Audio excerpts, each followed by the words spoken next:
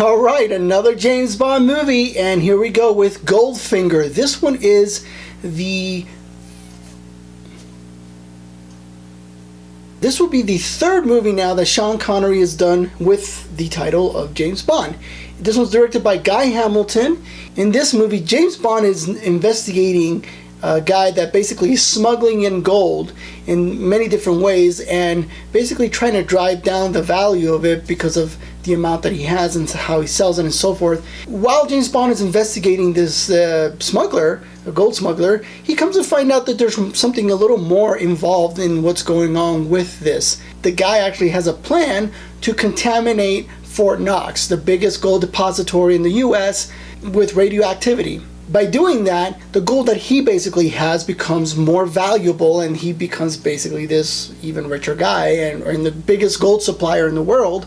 And so James Bond is now tasked to stop him from doing this, because obviously that would just ruin the economy if having all of the gold in Fort Knox contaminated with radioactivity. This movie was an interesting movie. I did enjoy this one more than the second one with Russia with Love. This one, we have the villain Goldfinger, who is played by a German actor who spoke very little English. I don't know if you knew that or not, but in the movie itself, he did not speak his lines. There was another guy that dubbed his voice over the actor's voice because his English wasn't that well. He spoke some English, but not very well, and so they needed someone that could really be understood better. They originally wanted another actor to play, but he was too expensive, and so they went with this guy. And I thought he did fine. I thought he was an okay villain. There were some stuff in there that could have been better. In the movie, we also have the typical Bond girl. Her name is Pussy Galore. This one, she was better. I liked her better than the previous Bond girls. She was more self-reliant. She was tougher. She was believable when she was tougher.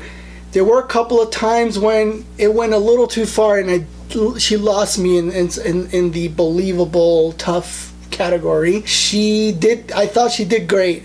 She matched up pretty well with James Bond, which made for a better chemistry, a better connection, all that.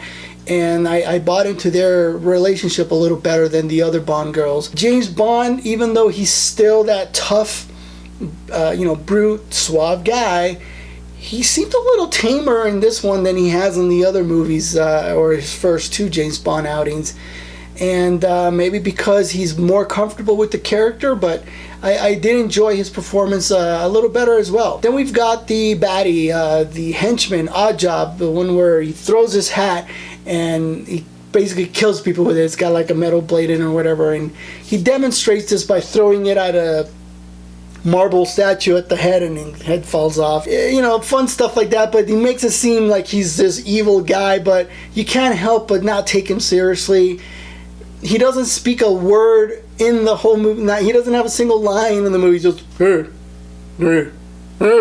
so it's kind of funny. I didn't feel him to be this menacing bad guy. I thought from Russia with Love with Robert Shaw, even though he had very little lines, his character was actually more menacing and he did seem believable. Where Oddjob, I don't know, he just seemed more like a cuddly bear, like that someone you want to go and hug and squeeze their cheeks instead of like feel like, oh my gosh, this guy's gonna kill me. I don't know. It was okay, but it wasn't the most believable henchman in a Bond movie that I've seen so far. So Goldfinger, like I mentioned, didn't speak a word of English. There was one time he did utter some words to get the mouthing right, especially on close-up shots. He was able to do those, but again, they still dubbed another guy's voice over him. So most of the time, in shots further away, he would speak a little faster in German, so you could see his lips moving, but you wouldn't really notice if it was matching up with what he's saying or not, because obviously they didn't want you to know that he was being dubbed. In this movie, also interesting, we get introduced to Aston Martin car that James Bond drives around in, and they were reluctant to give him a car for the movie, so they actually made the production company buy a movie, and the movie actually was the fastest grossing movie of its time. This was 1964, and because it was so successful and the car being in the movie did well afterwards too, James Bond movies have never been asked to pay for another Aston Martin moving forward. So after that, we see these cars in the movies, and they're basically like, yeah, how many do you want? 2, 3? Okay, here you go. They're basically going to get a return on their money. And fun fact, this movie, because it was the fastest grossing movie in that time, it made the Guinness World Book of Record. There you go, another fun fact. Overall, this movie is fun. It is better. It is a step up from the first 2 movies. They are getting more used to things. I did enjoy it. The only downside was the odd job. The bad guy, he was believable at times. I thought he did all right, even though he was being dubbed. The movie is fun. Watch it if you haven't. If you haven't seen it in a long time, rewatch it. I think you'll enjoy it. I think we're starting to get more into a better James Bond series now that we've gotten 3 out of the way.